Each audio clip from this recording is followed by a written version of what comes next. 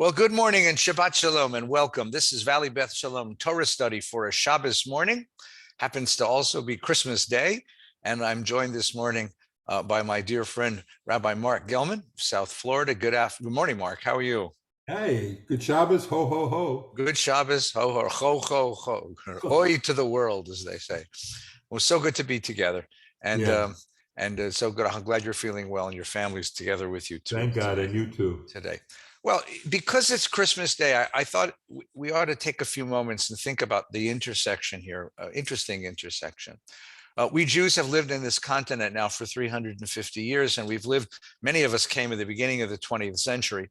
The family that I grew up in was an Eastern European Jewish family that ran away from Eastern Europe, and Christian symbols, Christian faith, things Christian, were always interpreted in my house as treif, as poisonous, toxic, out of bounds. My Zayda would take us for a walk, and when we would pass a church, he would pull us to the other side of the street. There was something Right. dangerous, My viscerally. grandma would do that, but when we were driving, she'd say, "Hold your breath, Ooh. hold your breath." And then one day we're passing a church and we hit a red stop sign, a red stoplight, which is right across from a church. She said, "Hold your breath." I nearly died from holding my breath by a church. Yes, Then, I had the same family you had. when I was a teenager, the evangelical communities were rising in their assertiveness, and they had a big national campaign to convert Jews, particularly Jewish teens like me. So there was a palpable sense of fear in the Jewish community, fear of Christianity, fear of Christians coming to steal away Jewish kids. The way the Hoppers did in Tsarist Russia. When I was in college, the organization Jews for Jesus rose up. And this became a big topic for rabbi sermons, for conversation in Jewish circles, as if it were a great threat to us. And because of that, I was sort of hermetically sealed away from things Christian. Things Christian were always interpreted as toxic.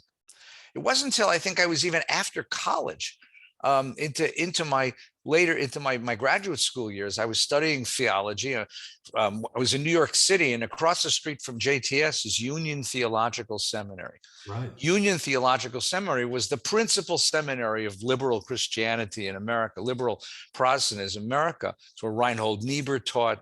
And I started going across the street and listening in on lectures. First of all, they had a wonderful library and a wonderful cafeteria. But I was just taken with the themes of Christianity as they were expressed in those circles, and I found so much to learn. And when I began my career, my first pulpit was in Dallas, Texas, which at that time was called the Buckle of the Bible Belt. And I found myself being invited to churches all the time. And what I endeavored to do when I would visit churches on Sunday mornings for adult Sunday school is not only present to them a sort of vision of what Judaism is so that they could understand me, but I tried very hard to listen and to learn something, because I think that there's something there we can learn. We Jews, once we push away our fear of the other, and once we push away our fear that somehow Christianity is going to invade and kidnap our best, I think that there's something we can learn. You've spent many, many years teaching with wonderful Catholic priests, Father Monsignor and now Father Tommy Hartman. Tell me, Mark, what can Jews learn from Christianity? Well, that's a big, deep question. I'm glad you asked it, and I'm glad to learn that we had the same background. And I think let's begin this really important discussion by asking our students, our viewers here, to ask themselves this question, because this is how it began with me, my openness to learning from Christians. Ask yourself this question: do you think it's reasonable that God gave all the truth about religion to just Jews? Do you think that's reasonable? Or is it more likely that God gave some of the truth to us and some of the truth to them and to others in the Eastern religions, And it's sort of like we're all on the same mountain with different paths up to the summit, same summit, and we should learn from other climbers what they've learned on their path up the mountain. So it begins with the notion that we aren't reaching out to our co-religionists, as we used to call them in the most really sterile term, co-religionists, our brothers and sisters, our brothers and sisters in faith. We reach out to them not just for some kind of pro forma, shallow American desiccated ritual. We're reaching out to them to help deepen our understanding of our own spiritual journey. And so that's the first step about it. The second is your question, what can we learn? And let me go to the heart of the matter first. I think the most important thing that we can learn from Christians is that death is not the end of us. And that our journey, when our journey here on earth, our physical journey in our bodies, when that journey ends, it's not the end of our journey. It's just the end of our physical journey. And that we survive and have an adventure, a journey beyond the grave. Now, this is a Christian belief, but it's not a belief they invented. It's a belief we invented, and they took it from us, and they developed it, frankly, in a much more elaborate and personal and consistent way. For some reasons, and we can speculate about what those reasons were, Jews gave up on Olam Haba, which is our version of heaven, our term for it. We gave up on it. I think it was partly that it sounded Christian. I think partly for us as Reformed Jews, and conservative Jews also share this, we're the product of 19th century German idealist philosophy, Hegel and Fichte, Schelling, Kant. These are philosophers who focused on reason. And so we weren't fans of beliefs that were irrational, and believing that you survive death seemed irrational to them. I also think we gave up on it because there was a sort of a theory. It had no proof for it, but it's a reasonable theory when you just say it, that we're focused on this life, not on the life to come. And as soon as I became deep friends with Tommy, he'd say, why don't you ever talk about heaven? And I said, well, for all these reasons, it's, this life. And he said, look, Mother Teresa, Gandhi, and Martin Luther King, how about that? They all believed in heaven. And can you say of any of those three that they gave up on earth, that they gave up on their missions on earth, that they gave up trying to change this world? Tikkun Olam. These are the three Tikkun Olam heroes of our recent history, you could argue, number 1, 2, and 3. And they all believed in life after death. And finally, I would say about this, that hope that comes to our congregants when you tell them the person you loved will see you again, not through physical eyes, but spiritually, to say this, listen to this, you will not be separated forever from those you love. That is the reason people come to us. And when they come, and instead of that hope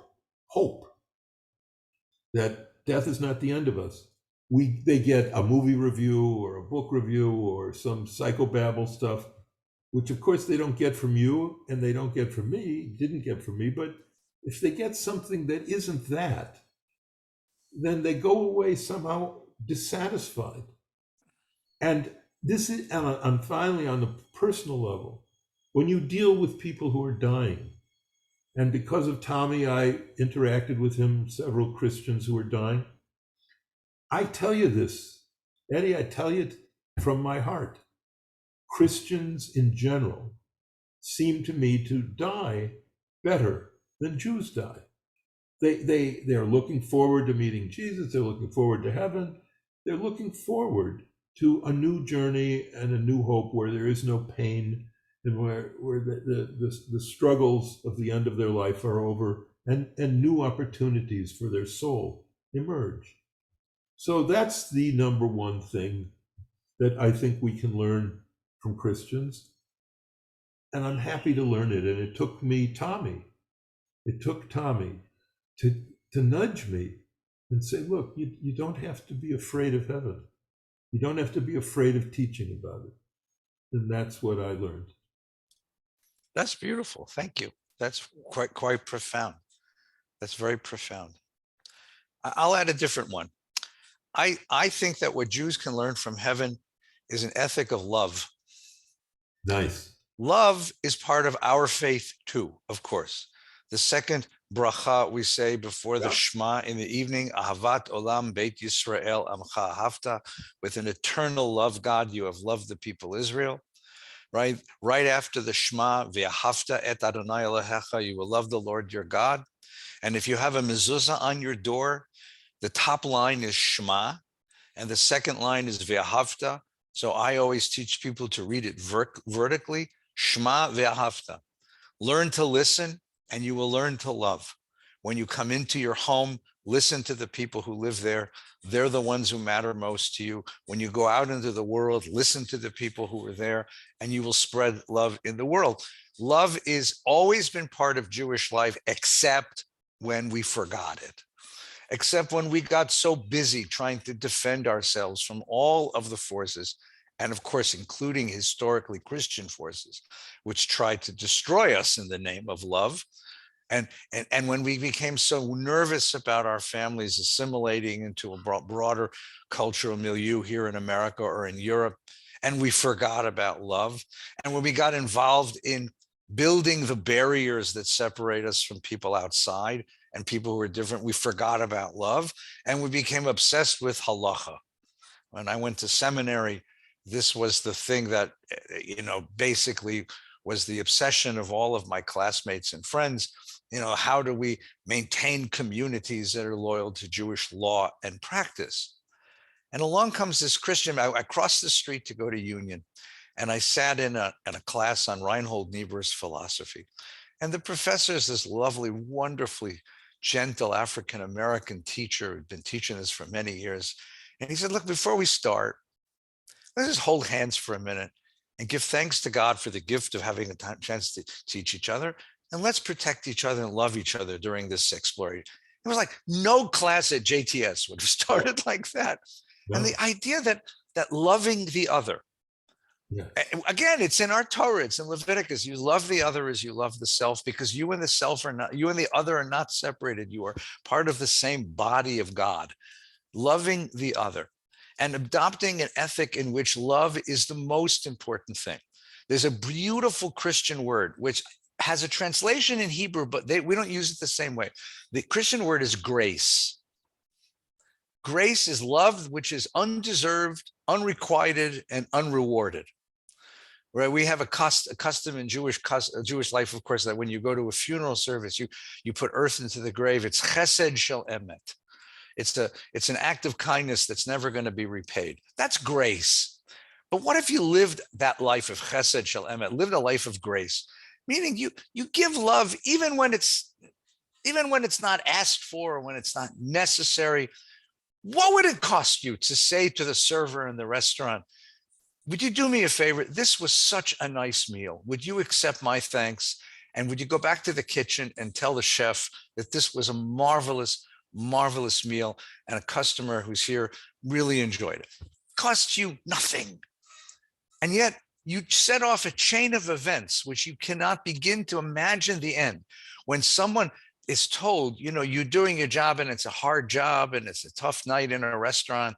There's a guy in the fourth table who ate the halibut and he just wanted to say thank you to you. What does it mean to give love graciously? Right? You and I have often had issues with counseling where parents will say, why don't my kids love me? They ought to love me. They owe me love. Well, yeah, I mean, and you owe me love, Well, where is this ethic of developing love as an expression of self? And I think the Christians get that in a way that we don't. I Yeah. really do. And I so appreciate that reminder. Of course, it's in my tradition, but it's not the major life motif the way it is in the Christian faith. And that is something I think which is so very beautiful. And the way you said it is beautiful and perfect and right. So, as I say in our time together, however, Uh-oh. let's have the courage to talk about why this didn't happen. And I've talked about some of our resistance, the Jewish resistance to Olam Haba talk, to heaven talk. Let's talk about the problems Christianity had. Because there is an asymmetry here in our relationships with each other. And we have the obligation as teachers, for those who are gracious enough to tune in, to learn from us, we have an obligation to bring that up too. And this is the diremption. This is the thing. In John, you have the only way to the Father, 14:7. You have the only way to the Father is through me, through Jesus. So there you have an exclusivity, that the only way to be saved is by accepting Jesus. There is nothing in Judaism that parallels that teaching in John. In fact, our teaching is tzadikei umot haolam yesh lahem chelek be'olam haba. The righteous of all peoples, will have a share in heaven, in the olam haba, which means for us, and it's the same teaching, by the way, in Hinduism, righteous, good people all have a share in heaven.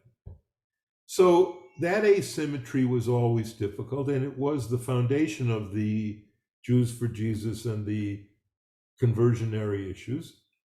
And it's a problem. And Christianity finally understood that it was a problem. And in 1964 to 65, they began the discussion at the Second Vatican Council that led to Nostra Aetate in our time, which is the encyclical that basically said, we recognize that Christian teaching has been anti-Jewish in a big part of it, and we want to reject any inclination that a Christian teacher would have, a Catholic teacher, to blame Jews for the death of Jesus, to believe that Jews don't have a covenant that is recognized as valid by God. And that change enabled Tommy and I to be friends and to do our work as the God Squad.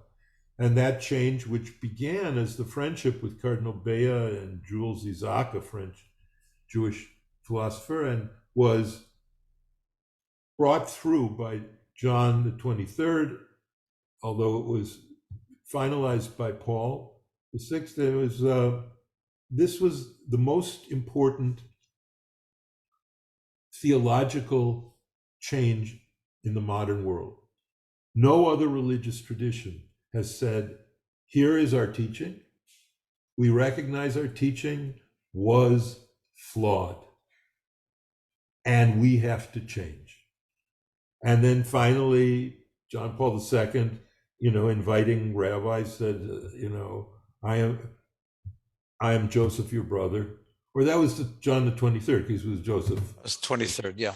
Yeah, I'm Joseph recalling. I'm Joseph, your brother, quoting the Torah.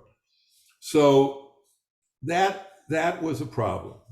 And the idea, and in my column, I get lots of questions continuously. Why don't Jews accept Jesus? So interfaith dialogue has its bumps. It's not just roses and love and hope. And I don't think we should leave our students with that impression, because, not that we intend to, but there are obstacles to it. And there's also history, the relationship of the Pope to Hitler during World War II, which was a very controversial issue of, between Jews and Catholics. But we've made progress. That's the point. We've made progress. And now the real evangelical side of Christianity, the one that wants to convert us, it's mainly Protestants that do this. And we have to lift up for praise, really dramatic praise, a Catholic Church which had the courage to say we need to change our teachings. And I think if Orthodoxy could learn that about our teaching about women and its teaching about LGBTQ people, I think if we can learn that too and have our own change and say, look, maybe we have been too harsh and maybe we have been too judgmental about the behavior of people who are just trying to find love and people who are just not male, they're female, and who want to have the same spiritual horizons as their brothers. So I think that also comes out of interfaith dialogue. It's very productive, but it's very difficult because it requires self-examination of your teachings on the deepest level. And if you believe your teachings come from God, this is a very big problem. How could God, who is perfect and is the words of God and the teaching is the teaching, how do you say, but we should change that? Now, conservative and reformed Jews have a way, but this isn't simple. That's the basic message. Not at all. Let's begin with so many things you said that we have to share. If anyone would like to read on this, there is a marvelous work by a writer named James Carroll. Carroll was a Catholic priest, and he left the church because he fell in love with his wife now, and became a writer for the Boston Globe, and published an enormously powerful book called Constantine's Sword. It's really a history of Christian anti-Semitism. And the last chapter you will read with tears in your eyes, because he is begging his church to root out this anti-Semitism. And as Rabbi Gellman says, that move you have to realize how much of Christian teaching has to change in order to do this. Now, the Vatican II, beginning with Pope John the 23rd, who was a saint in the Jewish world, and then the popes that followed did a lot of that. Carroll says they have to go a lot farther. And you'll read this book and you'll feel the passion of this man who loves his church enough to want it to live up to its best teaching, its best aspirations. Deep down, the verse that you quote in John is a verse that I heard every time I visited a church in Dallas, in Texas, when I was there. They would listen to my talk. They would meet me. And many of them would say to me, Rabbi, you are Rabbi, you are a passionate believer in God. You're a passionate advocate for your faith.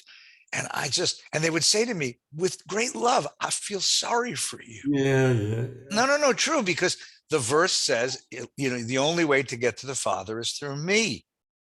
Now, on a scriptural level, it's not hard to do a midrash on that. I said to them in return, sure, because he wasn't talking to me. He was talking to you. He wasn't talking to his parents or to his brothers or to his family. We are all members of the covenant of Abraham. We're already with the Father. We don't need to come through him to get to the Father because we're already with the Father. I had a bar mitzvah, I had a bris. I'm there already. I'm covenanted. You, as pagans, as Romans, as Gentiles, you're not. And he was saying, this is your way in to the house of God. Now, that's the midrashic answer. And for certain of those wonderful Christian teachers, that would be acceptable. But the deeper problem wasn't that. It was a cognitive problem. And you put your foot on it, your hand on a moment ago. Are we all on the same mountain, rising up to the same God? Because it's really hard to say, My truth is different than your truth, but I acknowledge the authenticity of your truth, right? And I can have a different truth, but my truth and your truth are different truths. A notion of plural truth, of plural devotions is very hard for people. It's very hard for people. Look, even in our own Torah, in the Parshiot of Genesis that we just finished teaching over this last several months, right? Jacob and Esau are brothers. Father Isaac is getting old. He says to his oldest Esau, go hunt me some food, bring me a dish, I'm going to give you a blessing. Rebecca, the mother, says to Jacob, go get me a kid, we'll slaughter it. You'll go in, you'll take your brother's blessing. He goes in and he takes his brother's blessing. Question is, who told Father Isaac he only had one blessing? Father, have you only one blessing? Father, have you only one blessing? Is there really only one way to God? Is there only one true truth? Is there really one practice that leads us to a closeness with divinity? Certain people need that security, that certainty, to that guarantee to know that their truth is true. And the only way they get that certainty is knowing that everybody else's truth is false. And the only reason that you Jews are holding on to that false truth is because you're sinful and arrogant, and we're going to beat it out of you. Stiff-necked. And we're going to beat it out of you. And that was the history of Jewish Christian tradition. Yeah. And that's the reason why the dissymmetry is sad, because all of the symbols that bespeak to Christians love and closeness to God bespeak to Jews hatred and rejection. A Christian sees a cross and says, this is the greatest act of divine love, divine self-sacrifice in the name of saving humanity. A Jew sees a cross and sees an instrument of torture, of destruction, right? A Christian sees a Christmas tree and thinks of the hope of the Christ child who has come into the world to bring light where there was darkness. A Jew sees a Christmas tree and says, it's not my holiday. It's the one time of year in America I don't feel part of this culture. Right? You know that I love Christmas music, but there's one song I don't like, which is that one that says it's the most wonderful time of the year. Not if you're Jewish. No. Not if you're, I like Thanksgiving much better. I like Super Bowl Sunday, the 4th of July, Memorial Day, baseball season opening. It's not the most wonderful time. It's the one time of the year when I have to keep explaining again and again to my children, kids, we can go, we can enjoy the lights, we can enjoy the music, we can pet the reindeer, but it's not our holiday. So there's this, the symbols that bespeak love and inclusion and family and warmth for Christians bespeak the opposite to Jews this time of year. And it becomes kind of hard for us. And it's all based on this idea that, can I admit multiple truths? Can I have a God who's big enough to bless us all in certain way? Now, that doesn't mean that God doesn't have demands on us all. And that there's certain things, there's certain ethical limitations and parameters, and you can't step outside of them, right? Murder is not acceptable no matter for what purposes. Prejudice, hatred. Can we all find what's common and celebrate this? Here's what's really interesting, though, Mark. I got to tell you, a report came out from the Pew Research Study, which is the biggest research institute in the country on religious life. And they've now shown that it used to be that 78% of Americans identified as Christians. Now only 63% identify as Christians. Wow. And 29% of Americans, 3 out of 10, say they have no religion at all. So it turns out that the none, the ones who check the box, none, not Christian, not Jewish, not Hindu, not Buddhist, not Muslim, not none. The nones, N-O-N-E-S, are the fastest growing religious group in America. It's really, really difficult. And there's, as long as we're going deep, let's go really deep. All right. Let's hang on to your chair for a minute here, because you were eloquent and clear about what Christians have to learn about their own anti-Jewish. It's not anti-Semitic. It's anti-Jewish. Very big difference. There are things that make me nuts. And one of the things, I hate ethnic jokes. Polish jokes. I hate blonde jokes. I hate jokes that rely for their humor on a stereotypic view of someone else. But one of the things I also hate is when Jews use the term goyim. How can we as Jews open ourselves to other mountain climbers going up to God if we talk about the goyim this and goyim that?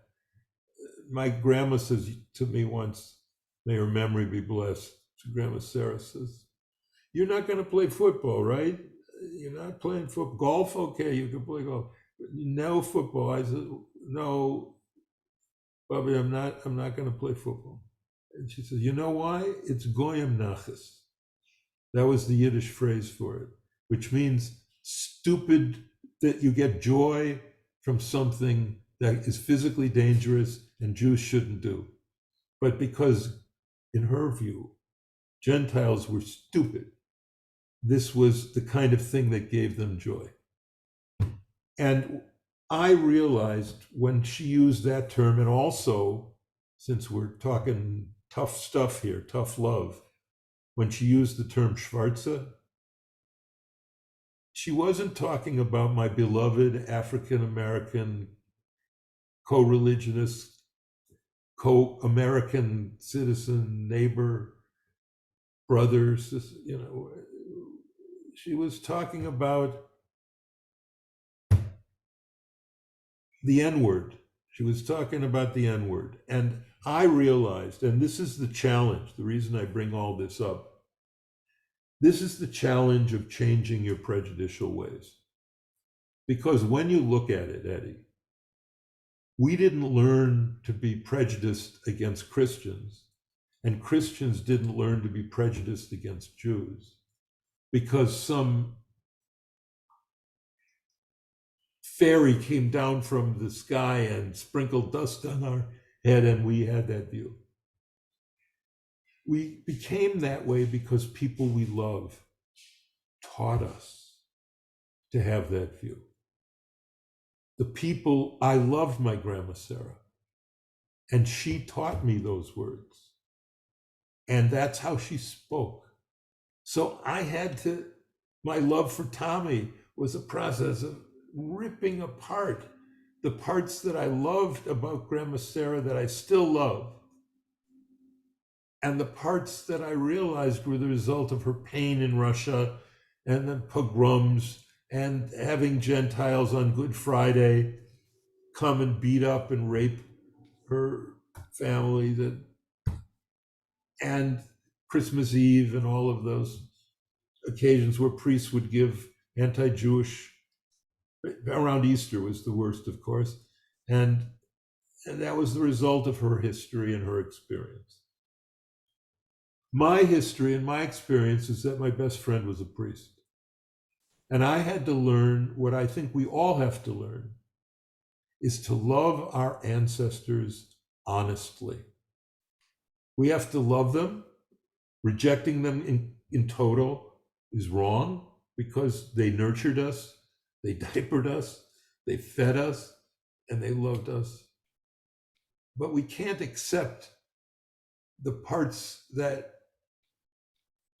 were poison, Right, that they also gave us. And that is I don't know how hard it was for you, but it was exceedingly hard for me. you ever try to bang in a nail with a pair of pliers? Yeah, I have. Yeah, It's not that yeah. efficient. It's not. Here's what happens. I have the same experience in my family. Those words, we Jews have an exquisite vocabulary to define a binary of us and them. Yes. And if you know a little Yiddish, a little Persian, a little Arabic, you know all those words. And Goyim is one of them, right? And the problem is that those words were necessary. They were effective when we lived in an environment when the outside world was dangerous. And that attitude that we were somehow superior to them and that they were barbarians, which I inherited just like you did from my Eastern European grandparents. that it worked for them. It saved their lives. It saved their mentality. It was the only way to stay sane in a world that gave you no quarter, that gave you no moment of security. But then you come to America and you move to California and you live in the San Fernando Valley and you go to a public school and a public university. That vocabulary is not useful anymore. In fact, it's toxic. It's toxic. And then what you're saying is something very powerful. It has to be rooted out. It has to be rooted out of our vocabulary. It has to be rooted out of our sensibility. We have to think differently. We have to think differently. And it's not a betrayal of my ancestors' experience to say, I don't have to carry their paranoia around with me anymore. And it's not naivete. I'll say something controversial also. When I hear people say, oh my God, it's 1937 all over again. Yeah. It's not. All It's, right. Yes, there are anti-Semites here in America. There are probably anti-Semites in my neighborhood, right? I have guys with very big guns watching Valley Beth Shalom, my synagogue. We pay a fortune for these guys. I love these guys. And the reason is because I want to make sure that everyone who comes in that place is safe. I recognize that there are dangers out there. Believe me, I do. But that doesn't mean I'm going to adjust my life in such a way that I can't make the choices I want to make. Thank God, I have never had to make choices, neither have my children, based on anti-Semitism. The college I went to, the universities I attended for training, the institutions I habituate, I don't make these decisions based on it. I don't let anti-Semites shape my life. And therefore, the whole vocabulary that we inherited from a very much more dangerous time isn't appropriate anymore. And as you said, it's deeply immoral. It's so easy for human beings to slip into binary thinking, us and them, our people and those people. And the more insecure you feel in being who you are, the more it's fun to dump on somebody else and pick any group. And unfortunately, and we know this because we've been the group dumped on for so much of human history. And now we have the experience of sitting on the sideline watching others, whether they're immigrants or trans people or people who are different in some other way, get dumped on because it gives somebody a sense of place and of security and of, it's wrong. It's an immoral thing. If you want one lesson of the whole Torah, that's the lesson of the whole Torah. You love the other because you and the other are the same. Because you and the other are the same, and there is no dividing, at least not in God's eyes. That's something that we have to recover, I think. I think it's a beautiful statement. yeah, So, Mark, let me wish you a ho, ho, ho, a good Shabbos on thank you. this Shabbos of the 25th, right? Last word before we go. What's your favorite Christmas song? Oh, I think chestnuts roasting on an open fire. Mel Torme, Mel a Torme. great Jewish, Yes. Jewish. Anything, even White Christmas by Irving Berlin, anything that we wrote that they use, I like that. Anything that we wrote that they use. Well, it's true. We wrote a lot of them. We did. We tried to make the holiday kosher, at least a little bit less treif. Exactly right. Right. So to all of our Christian friends who are watching, and I know there's a bunch of you out there, Yeah. Rabbi Gellman and I are honored that you come to learn Torah with us and hope that the blessings of Torah find their way into your families. And to all of our Jewish friends who are out there, get some Chinese food this evening for dinner and celebrate the holiday. Sit down and hunker down with a glass of hot cocoa or hot buttered rum and watch It's a Wonderful Life. And take in some of the warmth of this holiday. Stay well, stay safe, please. Next week is New Year's. We'll have another class. We'll see you later. Take care, everyone. God bless.